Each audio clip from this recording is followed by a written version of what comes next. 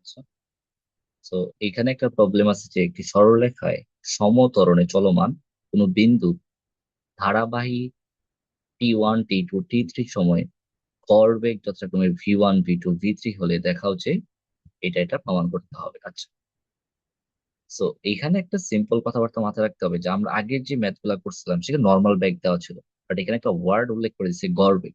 গড়বেগ মানে কি? মানে ধরো যে দুইটা ব্যাগের মধ্যকার যোগফলকে তুমি জাস্ট দুই দ্বারা ভাগ করে দাও। যেমন ধরো যে এখানে ছিল তোমার ব্যাগ ইউ, এখন হয়ে গেছে U1, তাহলে গড় বেগ কত হবে? U+U1/2, এরকম কিছু হয়ে যাবে। তো এই গড় বেগের এই কনসেপ্ট দিয়ে আমাকে হচ্ছে যে এই জিনিসটা প্রমাণ করতে হবে। ঠিক আছে, চলো। তো ধরো যে এখানে ছিল, আচ্ছা এই চিত্রটাতে আমরা পরে যাই। হ্যাঁ, জাস্ট নর্মাল চিন্তা করো যে একটা বিন্দু ও বিন্দুতে ছিল একটা বস্তু। সে প্রথমে কি করলো? T1 সময়ে এখানে চলে আসছে। তো তার বেগ ধরো যে আদি বেগ, আদি বেগ তো এখানে বলা নাই যে স্থির আছে, তো আমি আদি বেগ ধরে নিলাম ইউ। ধরে নাও যে তার আদিবেগ ছিল ইউ। এখন T1 সময় পরে তার বেগ হয়ে গেছে U1। এখন ছোটবেলায় একটা ফর্মুলা পড়ে আসছি আমরা, যে ভি ইকুয়াল টু হচ্ছে U+AT। এটা হচ্ছে আমাদের বেসিক ফর্মুলা, যেটা মূলত আমরা এই প্রবলেমটাতে ইউজ করব। এই ভি কিন্তু আবার গড় বেগ না। যাই হোক, এই ভি মানে শেষ বেগ। এখানে তাহলে শেষ বেগ কত এখানে আছে বলতো? U1। তাহলে U1 ইকুয়াল টু হচ্ছে U+, আমরা বলতে পারি AT1। এটা হচ্ছে আমাদের সমীকরণ নাম্বার 1 বলতে পারি। সেকেন্ড কিছু দেখে যেটা হয়েছে, দেখো যে যে এখানে আমরা যদি বাড়াই, সে ধরো যে এখান থেকে এখানে আসছে এবং সময়টা লাগছে আমার কত? T2। ত্বরণ কিন্তু এ, পুরোটার জন্য ত্বরণ হচ্ছে এ। তা আমরা সব শুরু করবো এখান থেকে সবসময়, মানে এই যে আদিবেগ যেখান থেকে শুরু করছে। সো সে কোথায়? দেখো এখান থেকে এইখানে আসছে, এখন এখানে চলে আসছে। তাহলে সেক্ষেত্রে ধরো যে তার ব্যাগ হচ্ছে আমার U2, এখানে আসার পর তার ব্যাগ হচ্ছে U2। ওকে, তো এই সময়টা কতটুকু? দেখো T1+T2। সেম ফর্মুলা আমরা খাটাবো, ভি ইকুয়াল টু হচ্ছে U+AT। সেম ফর্মুলা যদি আমরা খাটাই, দেখো এখানে শেষ বেগটা কত আছে? শেষ বেগ আছে এখন U2, আমি লিখলাম ইউ টু। আর আদি বেগ তো আমার ইউ, প্রথম থেকেই আমরা শুরু, তাহলে U+, পুরো সময়টা কত? এ ইন্টু পুরো সময়টা হচ্ছে T1+T2। তাহলে এটাকে তুমি লিখতে পারো U2 ইকুয়াল টু হচ্ছে U+AT1 প্লাস হচ্ছে AT2। এটাকে তুমি 2 নম্বর সমীকরণ দিতে পারো। একইভাবে তুমি যদি খেয়াল করো যে আরেকটা জিনিস বলা আছে T3, তা আমি এই জিনিসটাকে ধরো যে আরেকটা কালার দিয়ে দিই। তো এখান থেকে ধরো যে T3 সময়ে সে এখানে চলে আসছে, এখন তার ব্যাক হয়ে গেছে U3। তো আবার সেম প্রথম থেকে শুরু করবো, মানে এখান থেকে আমি একদম এখানে চলে আসছি। তো সময়টা কত আমার? T1+T2+T3। আমরা সেম ফর্মুলাটাই এখানে খাটাবো। তাহলে আমাদের ভি ইকুয়াল হচ্ছে U+AT। তাহলে দেখো যে এখন শেষ বেগ কত? শেষ বেগ হয়ে গেছে আমার U3। আদি বেগ তো আমার ইউই আছে, আমরা ইউ থেকে শুরু করছি। U+A ইন্টু সময়টা কত? T1+T2+T3। সো এটা কিন্তু আমরা একটু সাজায় লিখি যে U3 ইকুয়াল টু হচ্ছে U+AT1+AT2 প্লাস হচ্ছে AT3। এইটাকে আমরা 3 নম্বর সমীকরণ দিতে পারি। এই তিনটা সমীকরণ এখানে আমি ডেভেলপ করতে পারছি। ওকে, তো এখন একটু গড় বেগে আমাদের চাইতে হবে। সো গড় বেগ জিনিসটা কি, বেসিক্যালি যেটা বলছিলাম যে তিনটা ইন্টারভাল আছে। হ্যাঁ, এখানে তিনটা ইন্টারভাল আছে এখানে, যে T1 সময় এটা, T2 সময় এটা, T3 সময় এটা। সো এখানে একটা ব্যাগ ছিল, দেখো ফার্স্টে ছিল ইউ, তারপর ছিল U1, তারপর ছিল U2, তারপর ছিল U3। এগুলো আমরা ধরে নিছি, বুঝছো?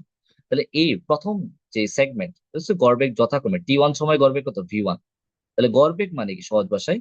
গড়বেগ মানে হচ্ছে এই দেখুন দুইটা ব্যাগ যদি নেই গড়বেগ, তাহলে কি দুইটা যোগফল ডিভাইড বাই 2 সহজ ভাষায়। তাহলে প্রথম ক্ষেত্রে যদি মানে T1 সময় যদি গড়বেগ চিন্তা করি, T1 সময় যদি গড়বেগ চিন্তা করি, তো দাঁড়াও। ওকে ওকে ওকে, আচ্ছা। So, আমরা যদি T1 সময় চিন্তা করি, T1 সময় মানে এই T1 সময় দেখো শেষ বেগ ছিল U1 আর আদি বেগ ছিল ইউ। তাহলে গড় বেগ কত হবে? মানে V1, যেটা V1 হবে কত? U+U1/2। তাহলে এখানে খেয়াল করে দেখো, তো ইউ কত আছে এখানে? দেখো ফার্স্টে ইউ তো ইউর মতোই, ইউ তো চেঞ্জ হবে না। U1 কত আছে দেখো, এই জিনিসটা আমরা পাইছিলাম 1 নম্বর সমীকরণে, U+AT1। U+AT1/2 থাকতেছে কত? দেখো উপরে থাকতেছে আমার 2U+AT1/2। এইটাকে পাইলে আমি হচ্ছে V1। তারপর দেখো T2 সময় গড় বেগ কত হবে? T2 সময় গড় বেগ আমি ধরলাম V2। T2 সময় দেখো ব্যাগ আছে দুইটা, একটা U2 আর একটা আছে আমার u1। তাহলে এই ক্ষেত্রে দেখো u1 আর একটা হচ্ছে আমার u2, তাহলে ব্যাক কত হবে? u1 plus u2 divide by হচ্ছে 2। তাহলে এখানে খেয়াল করে দেখো যে u1 কত আছে এখানে, u1 আছে হচ্ছে u প্লাস 81, প্লাস u2 কত আছে, u2 হচ্ছে u প্লাস 81 প্লাস, আচ্ছা এখানে একটু মোছা লাগবে। তো তুমি যদি আর একটু এক্সপার্ট হো, তুমি চাইলে এই ক্যালকুলেশন গুলাকে আরো শর্ট করতে পারো। এক্সপার্ট হওয়া লাগে না বেসিক্যালি, এগুলা অত কঠিন কোনো ক্যালকুলেশনও না। ডিভাইড বাই হচ্ছে 2।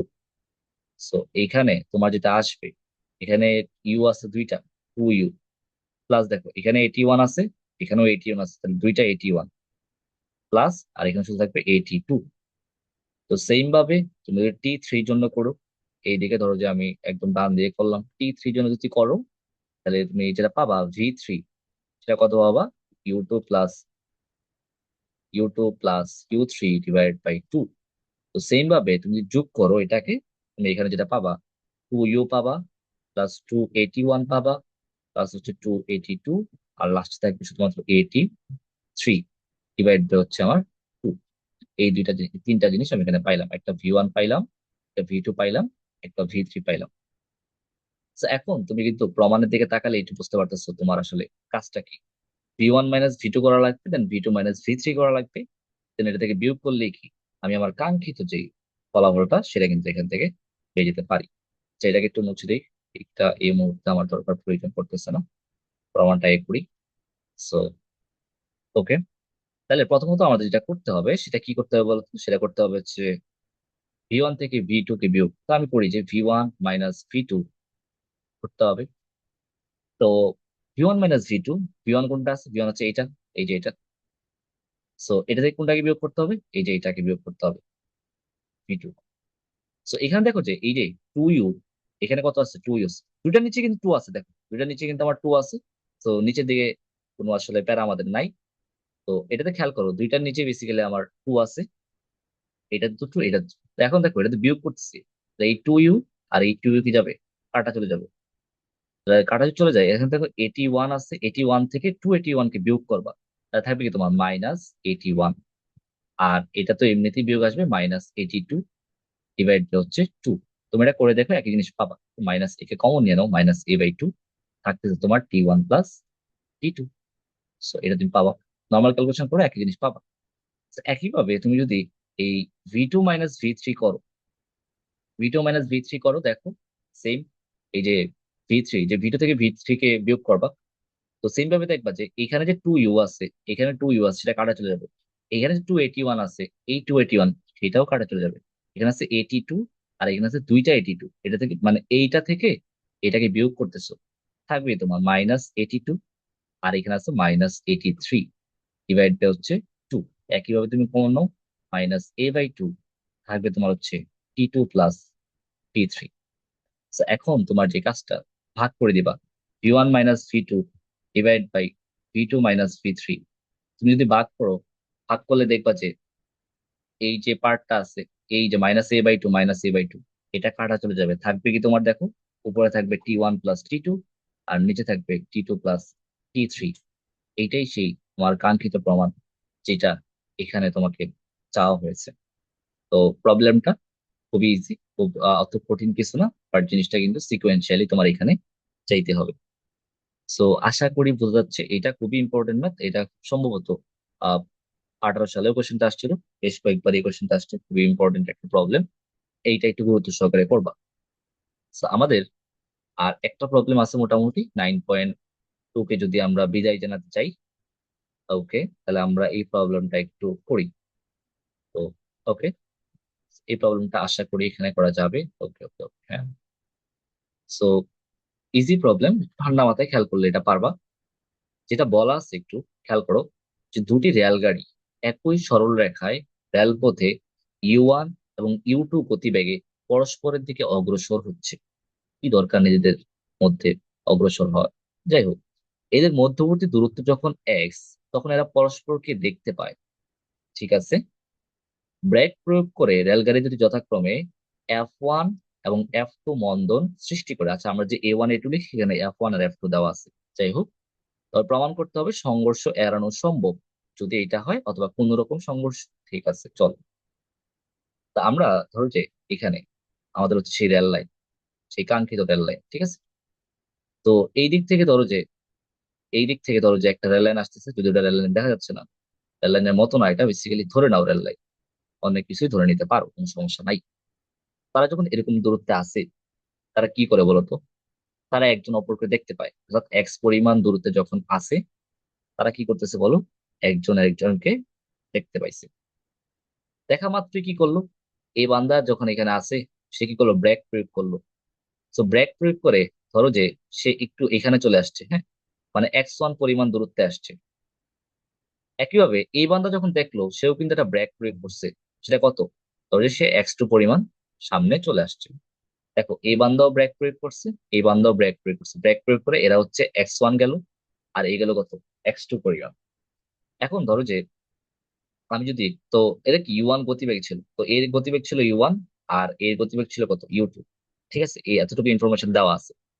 সো এই জন্য আমি যদি চিন্তা করি যে প্রথম গাড়ির জন্য ফর্মুলা যদি আমি লিখি, যে V square equal to U square minus 2f S. এটা কেন লিখলাম, মাইনাস কেন দিলাম? আচ্ছা, যাই হোক, এখানে একটা না লিখে পরবর্তীতে আমি একটা লিখি, তাহলে তোমাদের বুঝতে সুবিধা হবে। আমি ধরো যে লিখলাম এ এস। এটা কেন লিখলাম? কারণ মন্ধনী, সেটা বুঝতেই পারতেছো। তো প্রথমত দেখো, ভি শেষ বেগ কত হয়ে যাবে স্যার? শেষ বেগ ডেফিনেটলি এখানে কত? জিরো, কারণ সেটা কি থেমে যাবে, তাহলে এটা হবে জিরো। আর আদি বেগ এখানে কত বলা আছে? ইউ ওয়ান, আমি প্রথমটার জন্য করতেছি, তাহলে U one square minus two into, sir এখানে এ যেটা প্রথমে যেন মন্দক দেওয়া আছে F1, দিলে F1। আর এস কত? আমি বললাম যে সে x1 পরিমাণ দূরত্ব গেছে, দ্যাট ইজ x1। তাহলে এখান থেকে দেখো যে কোথাও কিন্তু x1 নাই, x1টা কিন্তু আমি ধরে নিছি। তাহলে আমি চাইবো যে এই x1টা কি, x1টাকে রিপ্লেস করে দিতে। তাহলে আমি লিখতে পারি না যে two, sorry, 2f1 x1 equal to U one square. তাহলে x1 ইকুয়াল টু কত বলতে পারি? x1 ইকুয়াল টু বলতে পারি you one square by 2f1।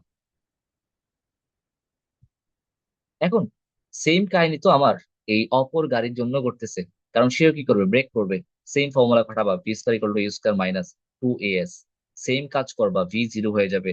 You বলতে এখানে ইউ টু, এখানে এ বলতে F2, আর এস বলতে হচ্ছে আমার x2। সো এখান থেকে তুমি ক্যালকুলেশন করে পাবা x2 equal to U two square divided by 2f2। একটা পাইলা x1, আর একটা পাইলা x2। এখন তোমার হচ্ছে কি দেখবা। সো এখন তুমি একটু ভালো করে খেয়াল করো, এইখান থেকে দেখো। সো এখান থেকে একটা গাড়ি আসতেছিল, আর এখান থেকে একটা গাড়ি আসতেছিল। So, তারা ধরো যে x1 পরিমাণ দূরত্ব এখানে আসছে, আর এ ধরো যে এখানে x2 পরিমাণ দূরত্ব আসছে, কিন্তু তাদের মধ্যকার দূরত্ব কত? এক্স। সো কন্ডিশনটা আসলে কি হওয়া উচিত? স্বভাবতই এ যতটুকু যাবে, ধরো যে x1 আর x2, তাহলে সংঘর্ষ যদি এড়ানো যায়, সংঘর্ষ এড়ানো যাবে,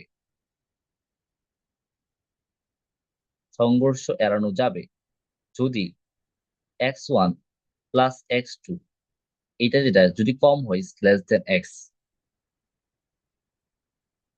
কিভাবে দেখো? ধরলাম যে তাদের মধ্যকার দূরত্ব, ধরো যে ট্রেন যখন ব্রেক করে নাই, তখন এক্স ইকুয়াল ধরো যে 10 মিটার, এক্স ইকুয়াল ধরো যে 10 মিটার। তা ধরো যে এই x1 যেটা আছে, x1 ধরো যে সে গেল 4 মিটার, আর x2 যেটা আছে সে গেল কত? 5 মিটার। তাহলে এরা দুইজনে মিলে কত? দুইজনে মিলে এখানে গেল 9 মিটার, এখানে গেল কত? 9 মিটার। বাট আমার ডিস্টেন্স কত? 10 মিটার, অর্থাৎ 10 মিটার হইলেই কি তাদের মধ্যকার একটা সংঘর্ষ হবে। আর যদি এর চেয়ে কম হয়, 10-এর চেয়ে যদি কম হয়, দেখো 10-এর চেয়ে যদি কম হয়, তার মানে কি এরা আরো 1 মিটার গ্যাপে আছে। আমার গ্যাপ হচ্ছে 10 মিটার, গ্যাপ কত? গ্যাপ হচ্ছে আমার 10 মিটার। সো যদি ধরো যে x1 প্লাস x2 মিলা হয় 9 মিটার, তাহলে আমার কত? আরো 1 মিটার কি তাদের মধ্যকার গ্যাপ কিন্তু আছে। তো সর্বনিম্ন কত হইতে পারে, মানে এই গ্যাপটা কতটুকু হওয়া উচিত? কোন রকম ধরো যে ব্যাপারটা এরকম হইলো যে কোন রকম টাচ করছে, অর্থাৎ এও এখানে আসছে, আর এও ধরো যে ব্রেক করতে করতে একদম কাছে এসে লেগে গেছে। মানে কত? এই x1 plus x2 equal two x, সর্বোচ্চ। জাস্ট কোন রকম কি এক্স হয়ে গেলে কি সংঘর্ষটা এখানে এড়ানো সম্ভব। বাট যদি এক্স এর চেয়ে বড় হয়ে যায়, মানে আমার আশি ধরো যে 10 মিটার, আশি 10 মিটার, এখন ধরো যে একজন গেল 6 মিটার আর একজন গেল 5 মিটার, তাহলে কত? 11 মিটার হয়ে গেল। তা 11 তো 10-এর চেয়ে বেশি, তখনই কি আমার দুর্ঘটনা ঘটে যাবে।